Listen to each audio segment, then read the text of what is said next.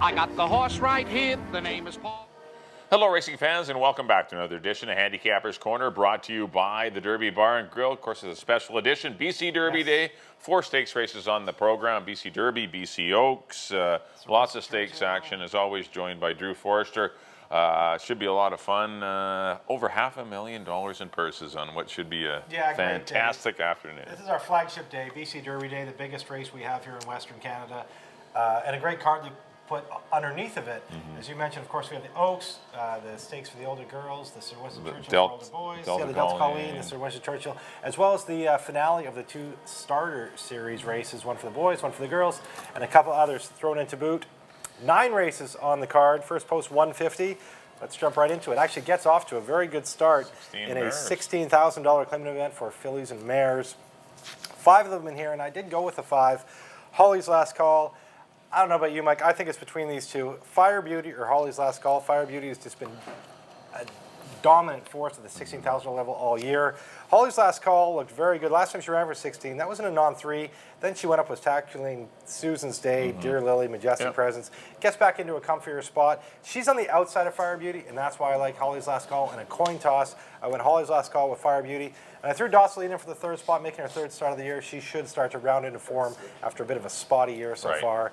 I went 5, 1, and 3. Yeah, I think you're right. It's between the 1 and 5. I mean, the 3, Dosselina has the class and the ability to win, but she needs to find the form that she's had, not this year, previous form. And I went to the 5, Holly's Last Call, did defeat Fire Beauty last time out. Has good speed. The outside draw gives Richard some options with Holly's Last Call. She doesn't need the lead, but she's probably better with it. Yeah. But she needs to be carefully rated. You'll notice a couple starts back, she got nailed by Susan Day after really seeming to have things all her own way. Like she had it, got late, just got weary in the stretch and got run down. But she looks really alive in here. Fire Beauty back in the Mel Snow Barn, reclaim a couple starts back, and she's definitely alive in the spot back in for 16, the claim purchase. And I put the 4-horse Closing Intentions just because there should be some speed in here. If something strange happens in this race, it's going to be someone coming from off the pace. Because the 1, 3, and 5, all the same running styles. They are the more accomplished runners, but they also, could collide on the head end if they get aggressive. And, Closing Intentions could be the one that maybe prospers at 10 to 1 or something. But I went 5, 1, and 4. I do like Holly's Last Call to win it. On to the second race, first of the starter series. This is for the fillies and mares here. They're going 6.5 furlongs for a healthy $50,000 purse. And obviously the 3, Pretty Reckless, is the horse to beat. She's won most of them. She did lose the 1 mile and the 16th one, but she's won 3 of the 4 races. I was really impressed with the 5, Stormstalker. This horse probably should have won last time. There was no inquiry. There was some herding going on there with Pretty Reckless. This horse got carried around the first, or Stormstalker got carried out around the first turn, carried her out around the last turn. Barely got beat late. There's other speed in here. You got I Dig That, Rachel Run. There's more action going on up front. I just think that Pretty Reckless is going to lose. And also there's a 3-pound weight shift between the 2 last time. I just think Stormstalker might possess a smidge more value. Do I respect Pretty Reckless? Absolutely. She's the horse to beat.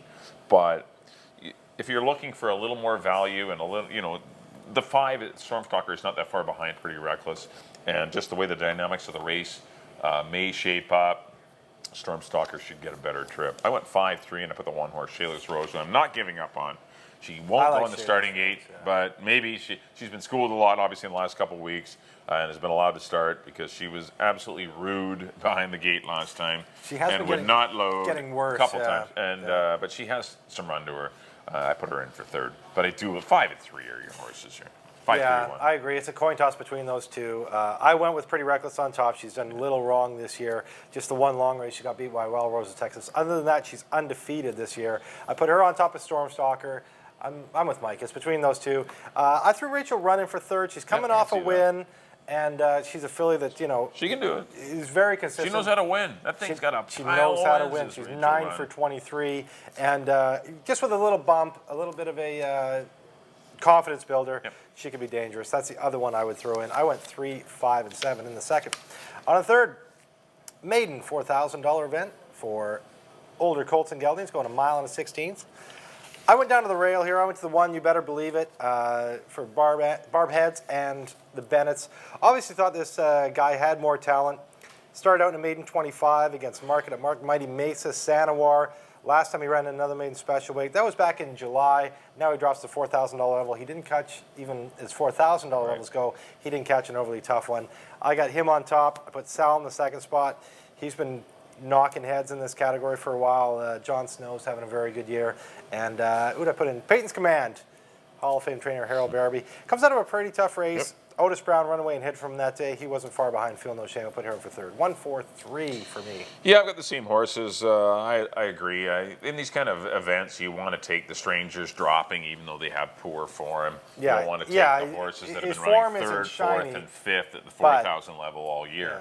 Yeah. You want to take the horses that have been, obviously, they're running. They're well beaten, but they are running against more accomplished horses. Considerably tougher. That's what makes bad form, running against tough horses, and that's what's happened with You Better Believe It. I just think if the horse can go along, he will win. He has to win this race. The 4-horse Sal, I agree. The Peyton's Command. Red Rory, I don't know if the horse can go long. Honorable mention, It's kind of, they opted to wait out. There was a maiden 4 sprinting, and they opted to go long. So this is the game plan. I don't know about the 35 and 3 work. It's a little quick for a horse from what you're wanting to stretch out. I'd rather see a 38 or something, getting him to relax a bit. But I went 1, 4, and 3 in Saturday's third. On to the 4th race. This is the Delta Colleen for fillies and mares, going a mile and an eighth. Final prep before the $100,000 Ballerina on Thanksgiving Day. Field of 8 signed on here. Good race. There's a lot of contention here. The two, bells of the ball, so to speak, have been Arabella's Muse and Touching Promise. They are the two best mares here at Hastings, I think. And Heroes Amore is coming in from Alberta. I don't know what, Truvy, Bobby Kingston's brought Truvy in, been in all week. Had a good chance to catch up with Bobby Kingston, who used to, of course, race here at Hastings. But I just think I got to go with the home horses. I went with Touching Promise. She gets good in the fall.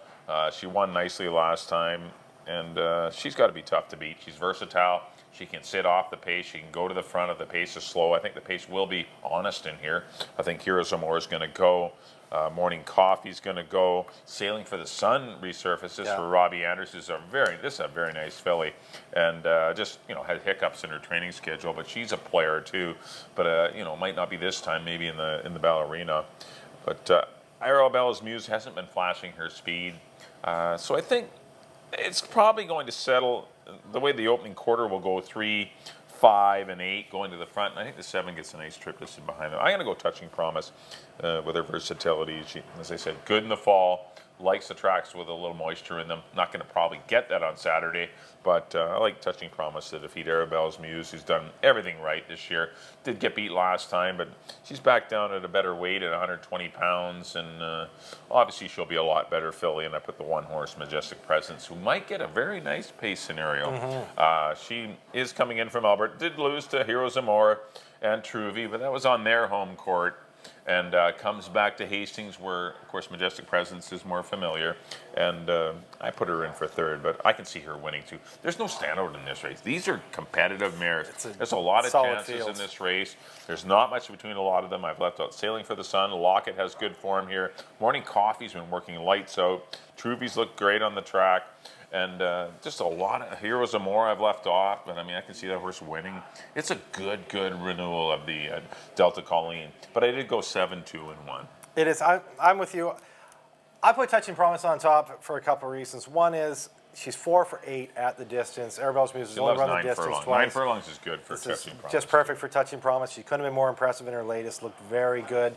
Just the way her move around the turn for me was really impressed with the way she put everybody else away. Did only win by half a length over Majestic Presence, who was running, but I thought Touching Promise was in control the whole way. I got her on top of Arabella's Muse. I'm expecting Arabella's Muse to come back with a better effort today. Mike Anderson's been on fire lately. His barn's going great guns. So for me, it's those two. I got 7 with 2, and I threw Heroes Amore in the third spot. She's won 2 stakes in a row at Edmonton. The one time she ran here at Hastings was an impressive performance last year when she won the Oaks.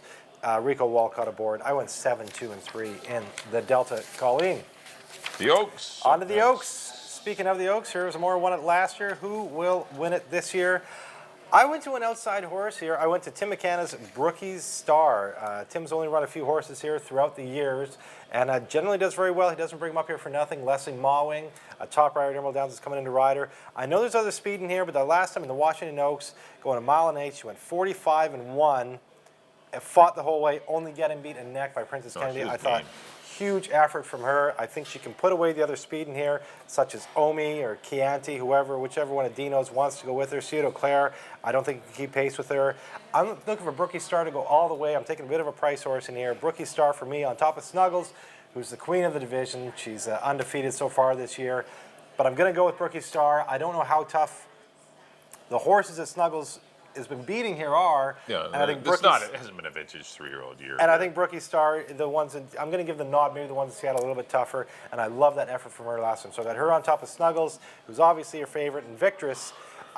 There could be a bit of speed in here. She's going to be rolling late in a very impressive maiden-breaking score in our last stake, winning by 3. I got her in the 3rd spot. 2, 6, and 4 for me. Yeah, I've got the same 3 horses, but I did put Snuggles on top. I just think maybe Chianti and Omi will be present a lot of trouble for Brookie Star, and that's the I looked key. at that. Snuggles will not be near the lead. Trying to do something different, so I went with Brookie Star. Yeah, I don't blame you. Brookie Star is probably the best horse in the race, but she may get caught up in something. You know, if Leslie can kind of avoid Chianti and Omi, who will be out there trying to chase her down through the opening half mile, then she's got a great chance to win. If she can settle in behind and you know, kind of work out a trip, then she's going to be pretty dangerous.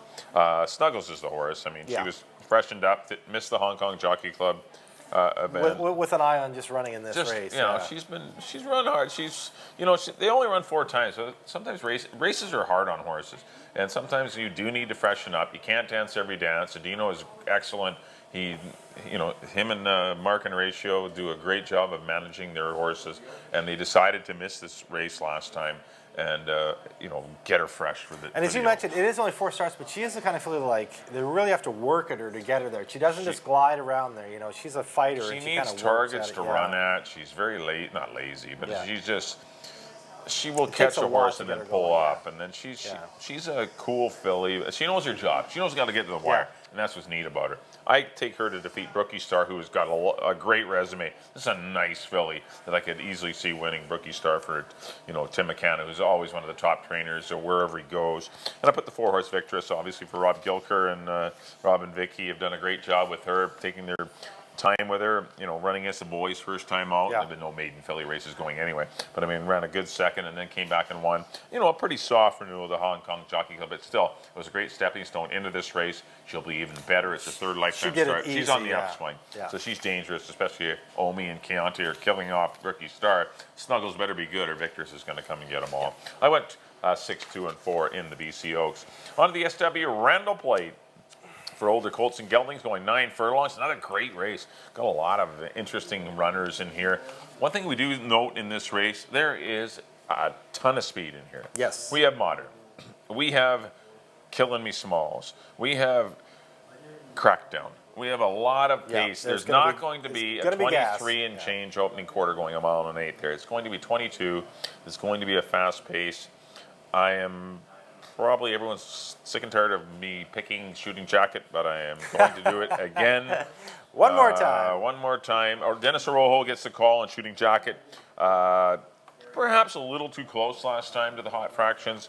This horse, I know he has it in him. And when Calgary Caper can win, who would barely beat Remember to Breathe, when these horses are getting into play, Don't Hold Me Back, I just know this division is ripe for the picking for a horse like Shooting Jacket. I know he's better than his last race, and I just think he's worth a play. He's going to be 15-1, 12-1.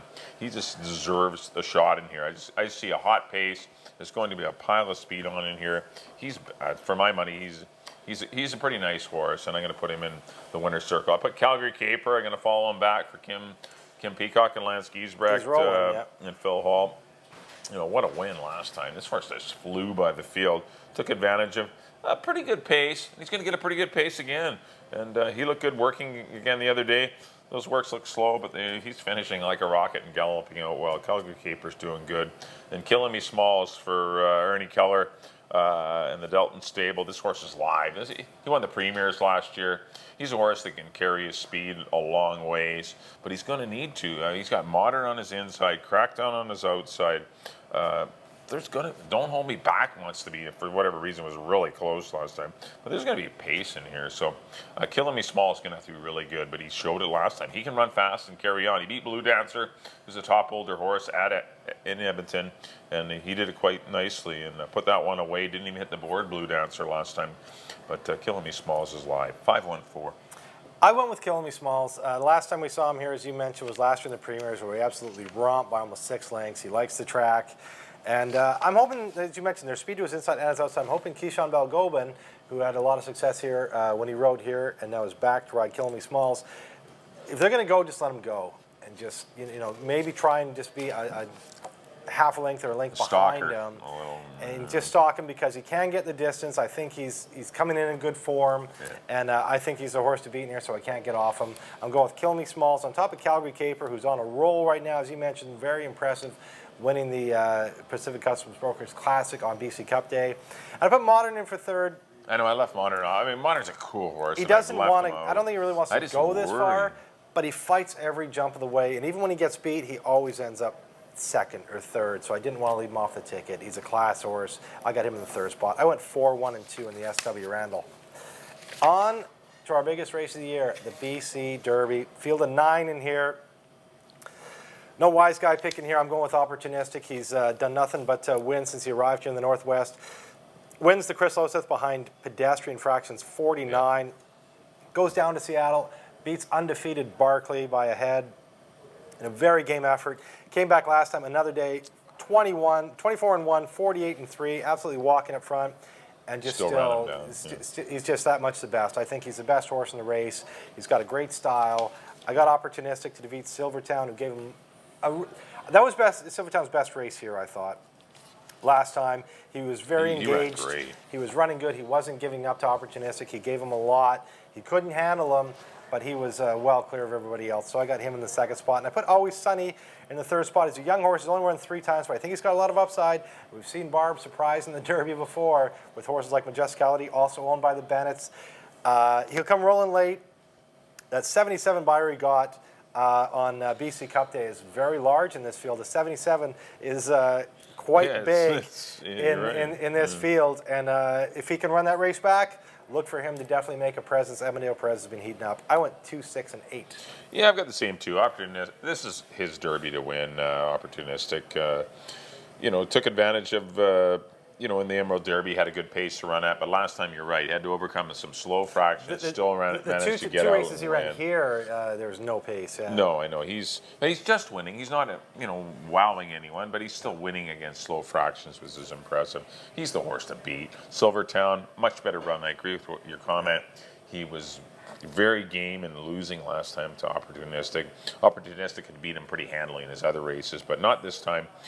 He was fighting all the way to the wire. Rico Walcott rode him perfectly. And I just think maybe even Silvertown can win the race just because he's going not a lot of speed. And he's going the right way, for sure. Like I say, that last effort was huge. Last time he was out there, had to take back, and then went again. And it was like, this time you might just be able to go out there and stay there and not have any traffic trouble. So there's not a lot of speed in the race.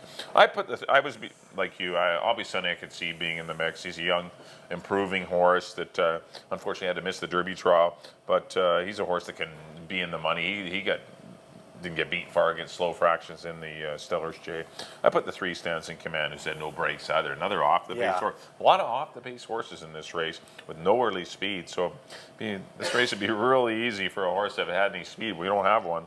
The 9 horses here, Mighty Mesa might be part of the pace, but sorry about nothing. I think it's going to go the way that Blinker's on, and but still look at his form. 58, but still look at his form. He's not fast. No, but I don't know. It's Opportunistic's Derby to win or lose. Yeah. Silvertown, same thing. Those are the 2 horses that are really alive in here, and it's a coin toss for third. But I went 2, 6, and 3 in the British Columbia Derby. On to the 8th race. This is the other half of the starter series.